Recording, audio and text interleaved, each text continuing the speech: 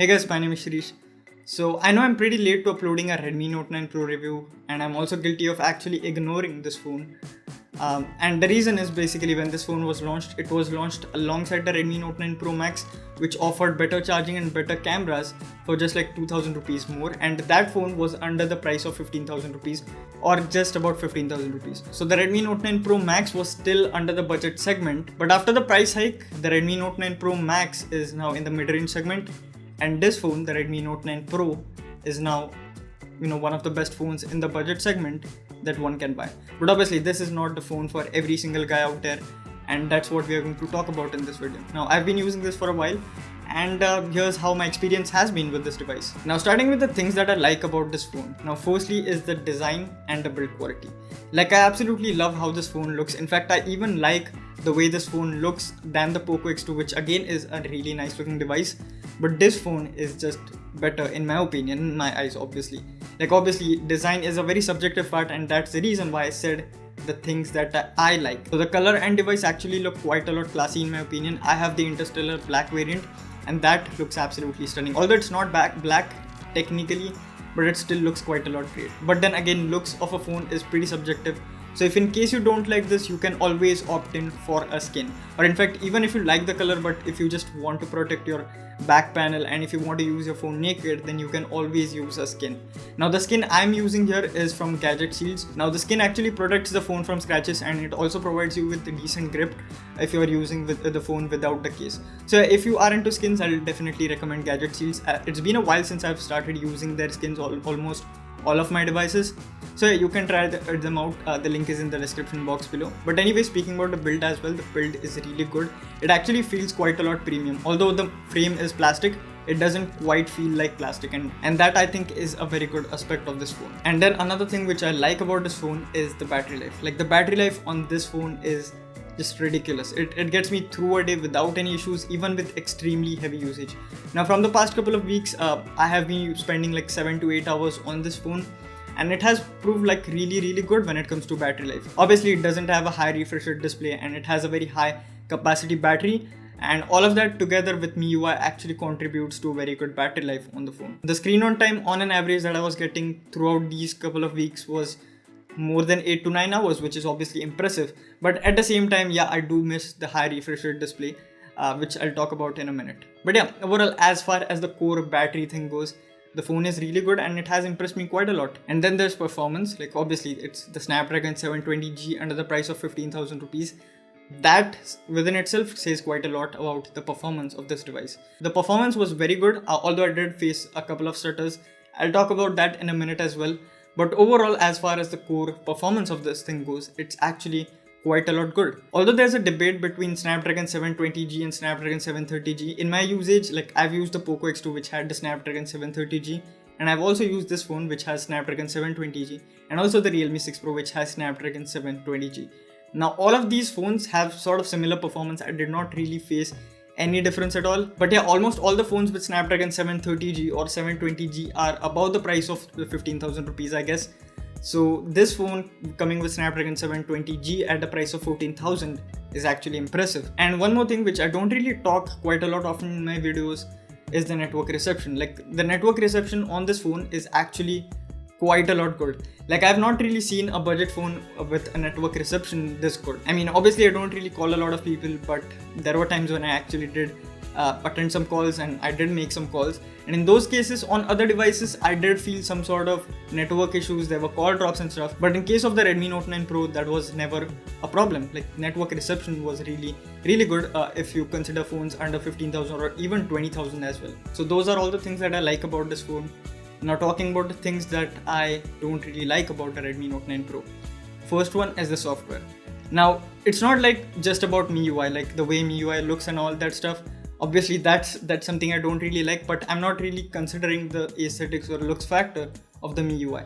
I'm talking about the stability and optimizations. Now even though the phone has a Snapdragon 720G, I've seen the phone lag or freeze at times, and I was fortunately able to get that on camera as well. Along with that, if your usage is a bit moderate or heavy, then stuttering is something that you're going to see quite a lot often on this phone, and that's not really expected from a phone with Snapdragon 720G. I've used the Realme 6 Pro, which also has a Snapdragon 720G, and that phone doesn't have any stuttering issues at all.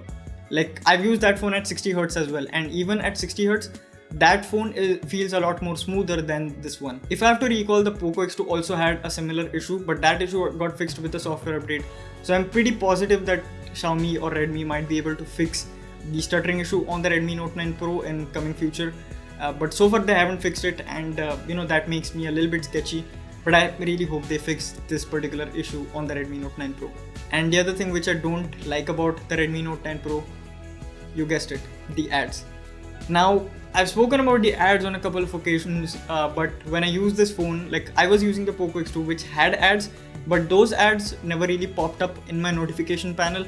Those were in applications like Mi Video or Mi Browser. But with this phone, those ads make their way to my notification panel. And it's not just about the ads, it's also about the quality of the ads that Xiaomi is putting on these devices.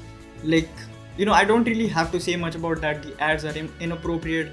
A lot of times I'm not even interested in ads. Like, at this moment, I would be happy if Google put some ads on my device. Like, those ads would be at least a little bit relevant. These ads are straight off irrelevant. Like, I absolutely hate the ads part on not only just on Xiaomi phones but also on Realme phones. Definitely the ads ruined my experience to a certain extent. And just like I said in my previous video, I won't recommend a Redmi phone to my elders because of the ads. Like, it's that bad of a thing. But those were the only two flaws about this phone in my opinion. Apart from that, there are a lot of things that I'm actually neutral about. For example, the display. Now over here you don't really get a high refresh rate display, which I would have loved to see a high refresh rate display on this device, but it's okay if you want to get a battery device or a device that can last you through like a couple of days without any issues. But if you leave the high refresh rate thing aside, the display panel is actually decent. I won't say that this is the best in class IPS LCD panel that you can get. The peak brightness of this display is just about 450 nits if I'm not wrong. And that's a bit low than the 500 nits brightness on the Poco X2, and it's actually quite evident in outdoor scenarios. And then there's gaming. Now, when it comes to gaming, the phone is pretty average. There are certain frame drops that you might spot, and most of these frame drops actually boil down to software optimizations, because as I said, I have also used the Realme 6 Pro, and that phone was a little bit better in my opinion when it comes to PUBG gameplay at least.